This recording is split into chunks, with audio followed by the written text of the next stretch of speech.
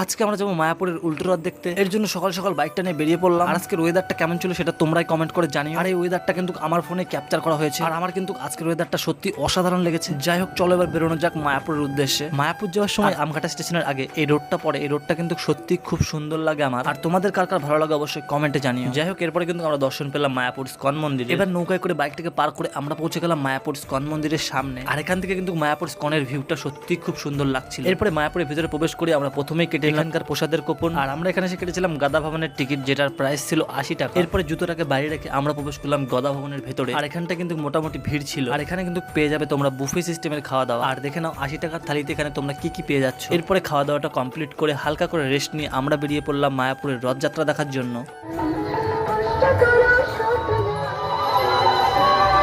আর এরকম সুন্দর অনুষ্ঠানের মাধ্যমে কিন্তু মায়াপুরের রথযাত্রা হয়ে থাকে। যাই হোক, আমরা এখন রথযাত্রাকে বাড়ি যেতে থাকি। তোমরা সাথে কোন চ্যানেলটাকে সাবস্ক্রাইব করো। বাই।